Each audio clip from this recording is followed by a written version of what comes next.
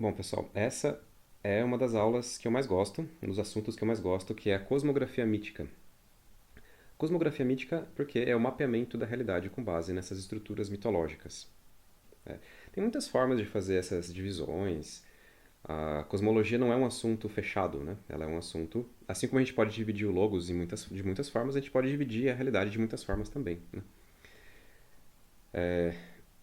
Mas vamos lá, vamos começar. Primeiramente, a primeira abordagem possível para a realidade é simplesmente não dividi-la. Então tem aqui o tal, né? Símbolo do tal.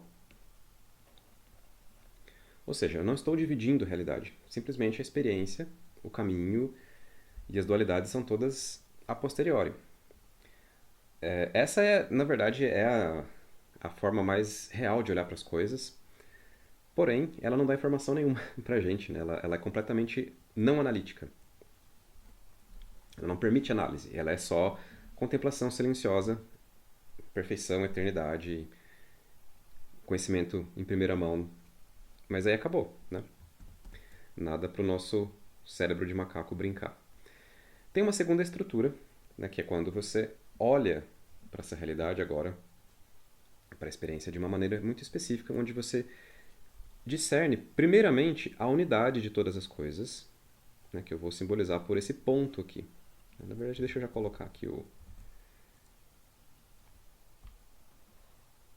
para dar o zoom. Né? Porque no meio do tal, no meio desse infinito, dessa não dualidade, a gente tem a unidade representada pelo ponto. Né?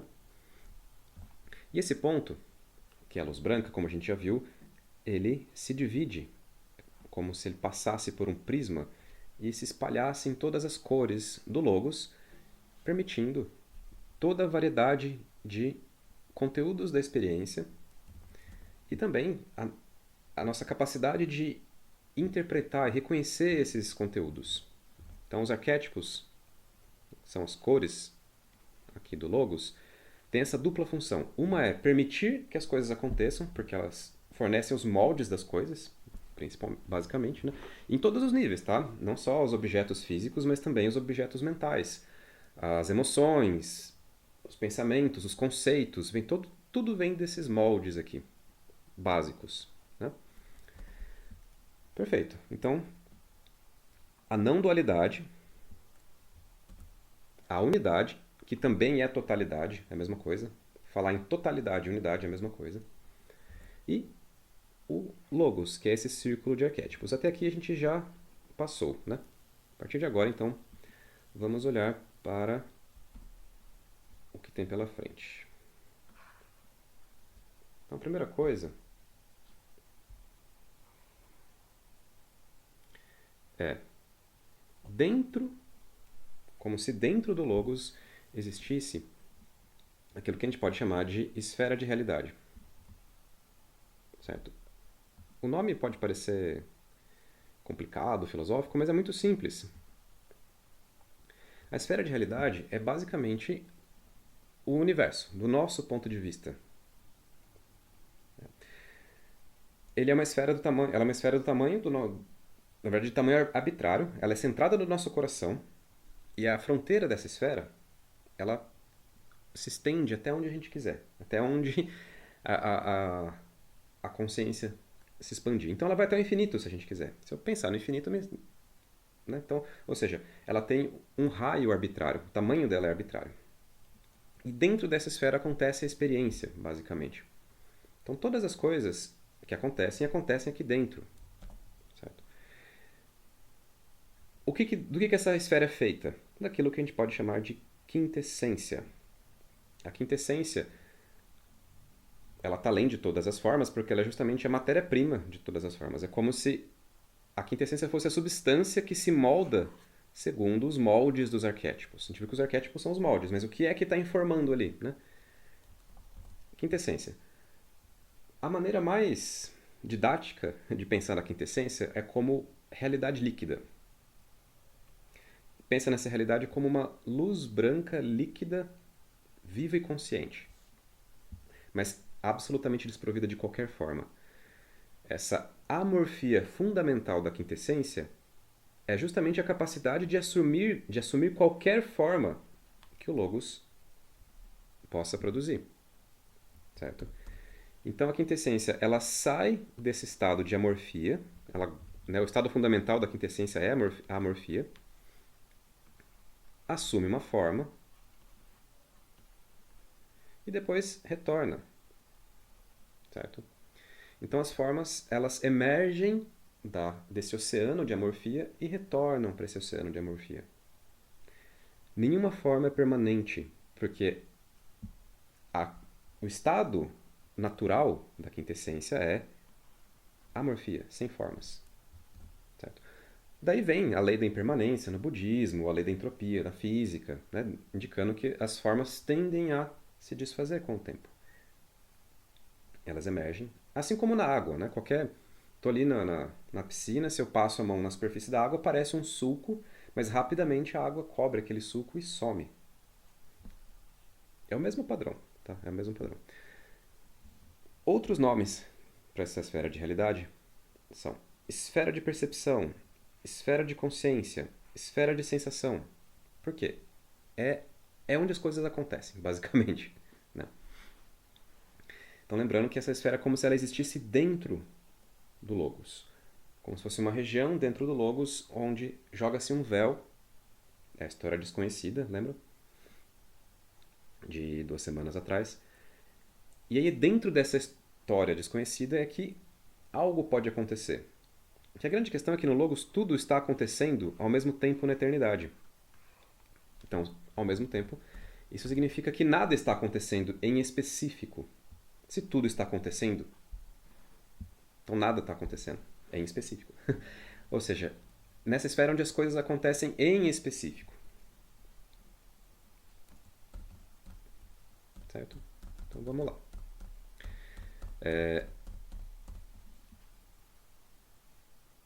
A esfera de realidade é a única coisa que existe. Então, essa é uma afirmação forte. É a única coisa que existe nesse sentido fenomênico, né? Também é uma divisão trivial, né? Ou seja, eu estou olhando para toda a minha experiência, para toda a realidade e falando, olha, isso aqui é a esfera de realidade. Eu não estou diferenciando a mesa da luz aqui do computador, de nada, assim. Tudo são padrões na quintessência emergindo e dissolvendo.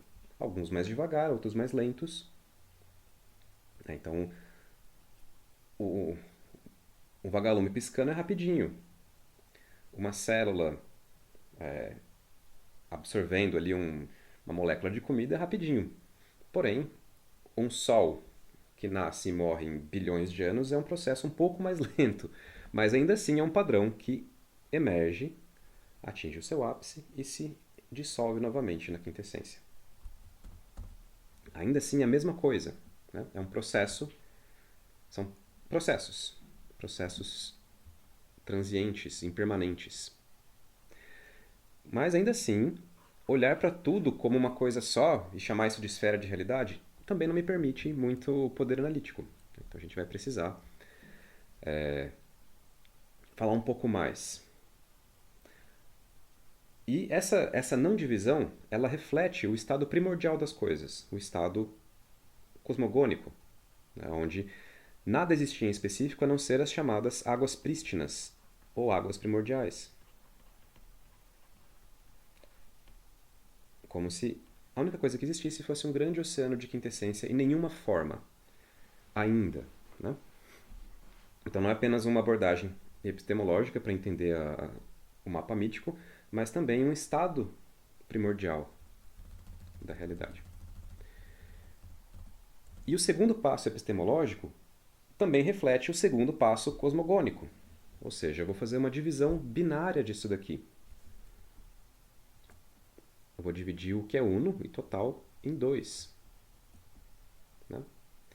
Então, essa divisão ela é basicamente a divisão entre o céu e a terra, ou entre yin e yang aqui. A maneira ocidental típica é dividir o céu e a terra de uma maneira um pouco mais separadinha.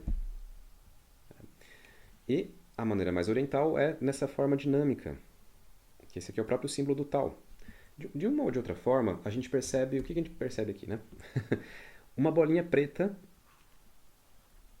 no cerne, no auge ali, desse campo branco. O campo branco é o céu, ou Yang. O campo preto é a terra, ou Yin. Certo? Assim como no cerne do Yang tem uma bolinha de Yin, no cerne do Yin tem uma bolinha de Yang. Ou, aqui, né? No centro do céu tem a semente do Yin, no centro da terra tem a semente do Yang. Né? A semente do céu. O que isso significa? Primeiro, eu vou ter que retomar exatamente aquele ponto quando a gente falou do logos, que é algo que é indivisível, porque é uno. Quando eu faço uma divisão daquilo, eu sou obrigado a pagar um preço. E esse preço é exatamente esse. Eu vejo um reflexo daquilo que eu estou deixando de fora. Né?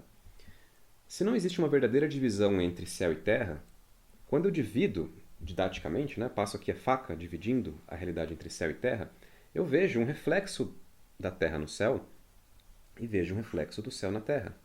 Como se, na verdade, quando eu olho para o céu, na verdade eu estou nilificando a terra. Ela ainda está lá, mas de forma potencial.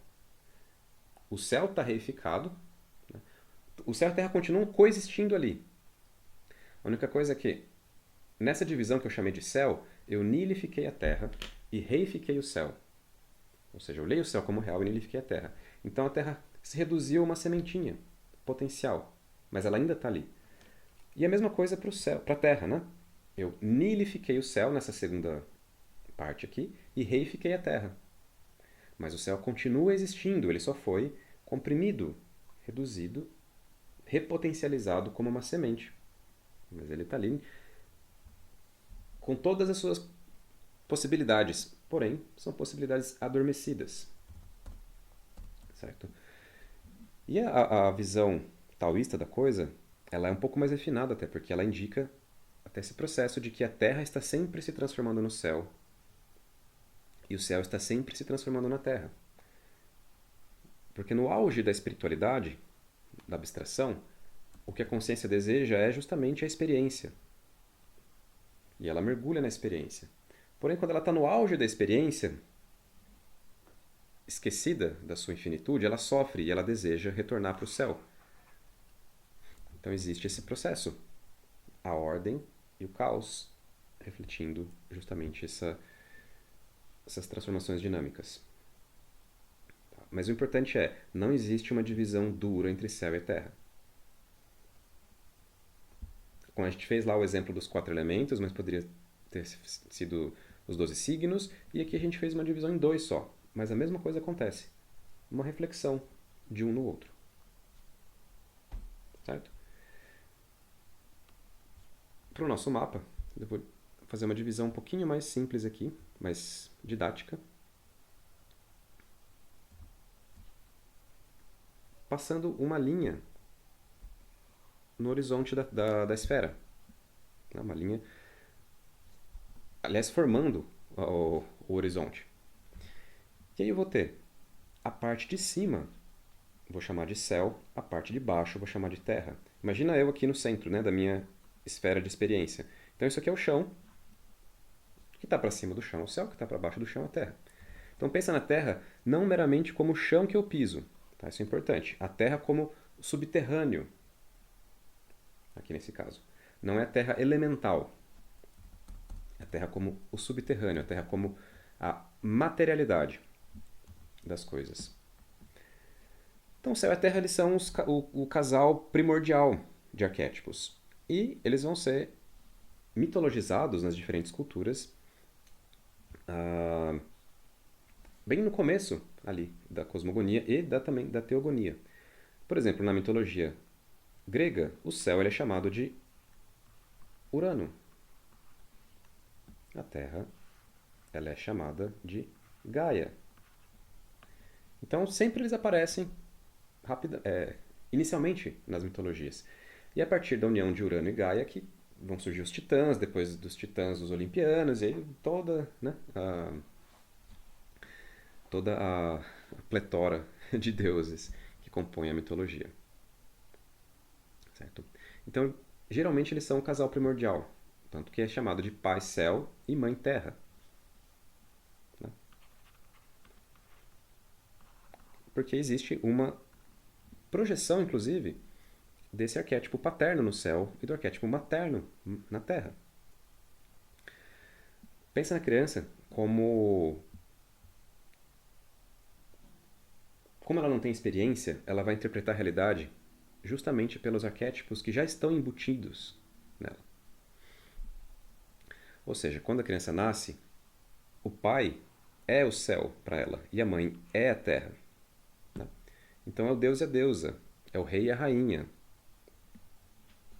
Por isso há essa dualidade de poder masculino e poder feminino, que geralmente o poder masculino está no pai, geralmente o poder feminino está na mãe, como deus e a deusa. E com o tempo, a criança vai humanizando o pai e a mãe, né?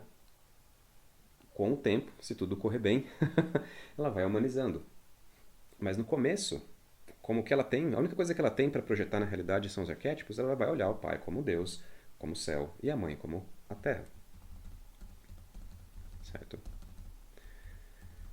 Urano e Gaia, esse casal primordial. Ah, então você tem essa primeira divisão que vai mostrar, inclusive, um gradiente de luz e escuridão. Como assim? Luz porque enxerga, como o céu, né? Você está voando no avião, você enxerga o horizonte amplo. A Terra, quando está numa caverna, seu horizonte está apertadinho, você enxerga pouco. Porém, é na escuridão que as coisas nascem. É na escuridão que estão os nutrientes, no subterrâneo, né? Que está ali os minerais, está a água.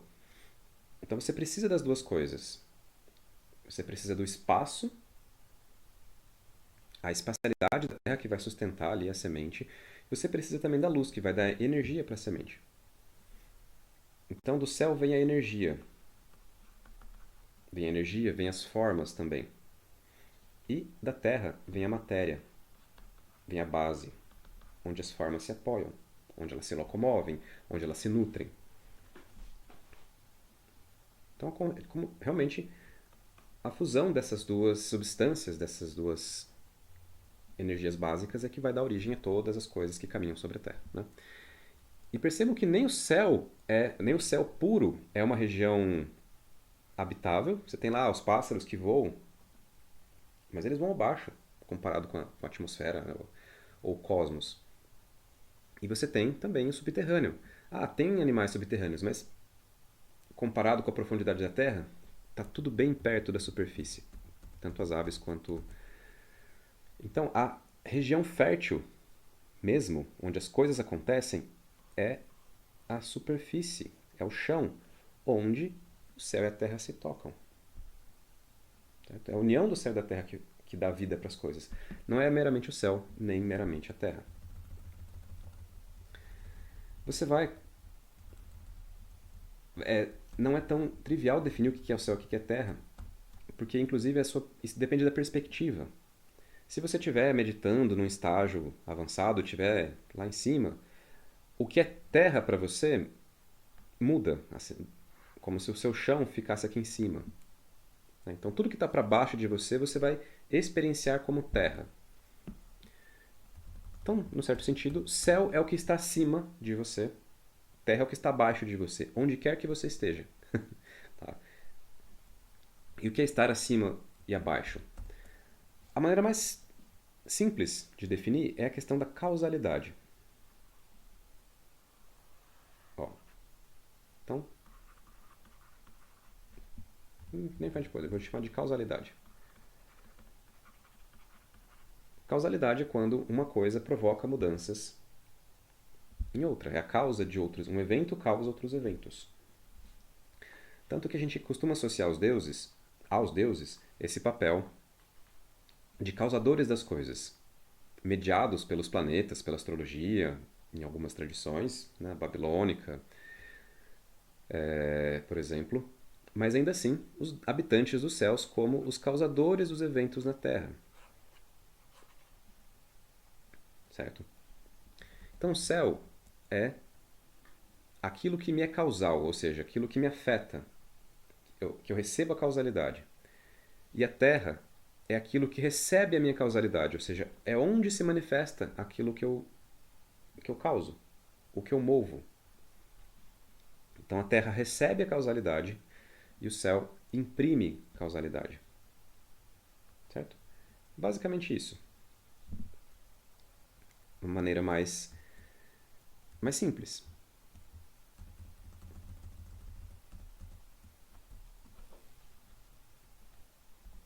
Uma outra estrutura para a gente já adiantar aqui é o quê? O céu ele tem um centro, assim como a Terra tem um centro.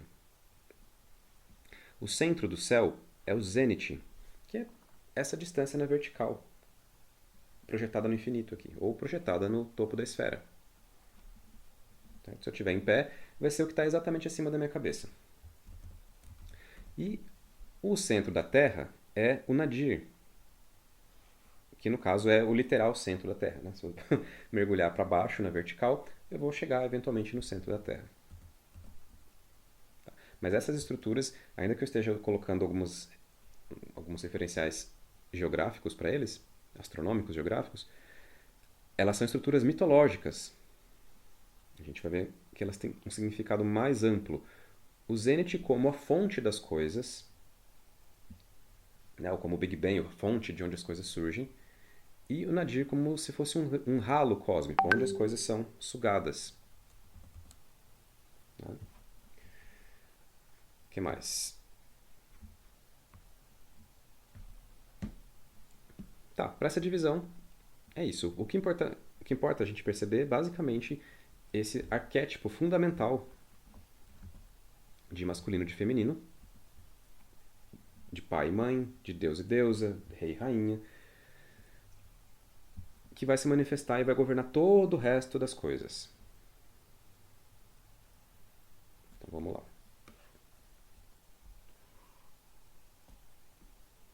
A gente vai montar esse mapa aos poucos.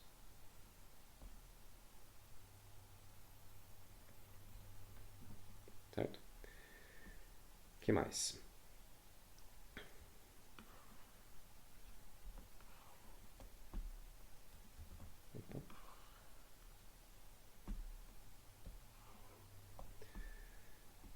A próxima estrutura que eu quero mostrar para vocês é o eixo do mundo.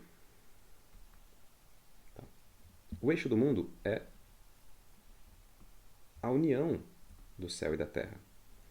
Eu criei essa polarização da realidade entre positivo, yang, feminino, yin. E agora eu quero perceber como que essas coisas vão se unir, como que elas vão se...